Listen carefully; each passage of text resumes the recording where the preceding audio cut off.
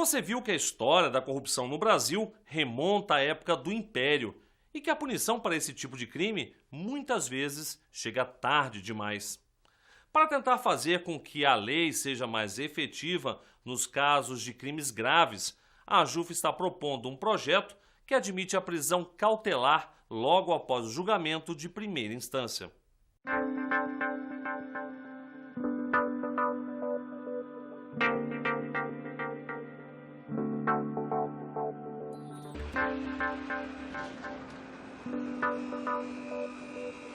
Crimes hediondos, graves. Nenhum país do mundo, a não ser o Brasil, tem que esperar cumprimento de uma decisão judicial, no âmbito criminal, no âmbito civil, depois de um duplo grau de jurisdição. Por quanto tempo os acusados devem continuar em liberdade até o julgamento final? Uma pessoa que tem um pai, um filho, vítima de um homicídio e que não encontra na justiça a resposta que esperaria. Muitas vezes não vai se encontrar essa resposta porque o crime não é provado, não é descoberto o autor, mas quando essas provas vêm e o sistema ainda gera uma condenação, mas essa condenação não é efetivada por inércia, por prescrição, isso é terrível. Então, realmente, esse quadro tem que ser alterado. Seriam crimes comparáveis à corrupção, lavagem de dinheiro? Todos são delitos sérios. Segundo a proposta da AJUF, a prisão cautelar poderia ocorrer antes mesmo que seja oferecida uma série de recursos.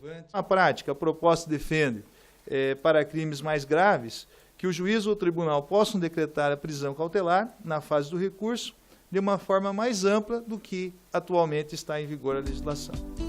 Um projeto que depende de aprovação no Congresso Nacional. Eu não acho, por isso, da mesma forma, que isso venha como uma forma de se atalhar, de transformar o julgamento em algo mais fácil. Até porque é algo que vai ter que vai ser discutido amplamente no seio do Congresso Nacional, onde todas essas questões vão ser trazidas à baila. O que pensam os juízes federais é que, na grande maioria das vezes, ou na maior parte das vezes, essa sentença tem que ser valorizada para ser efetiva. Cautelar. É essa palavra. Sinônimo de alerta, precaução, cuidado. Mesmo quando uma prisão cautelar é definida, é possível voltar atrás. Também com a previsão da possibilidade dos tribunais recursais suspenderem a imposição da sentença se o recurso apresentado pela parte se mostrar plausível e não ter um intuito manifestamente protelatório. A prisão cautelar pode ser temporária, preventiva, em flagrante, por sentença penal condenatória sem trânsito em julgado ou por prisão decorrente de pronúncia. O último levantamento realizado pelo Ministério da Justiça mostra que entre 548 mil presos nas unidades prisionais de todo o país, somente 722 estão lá por corrupção.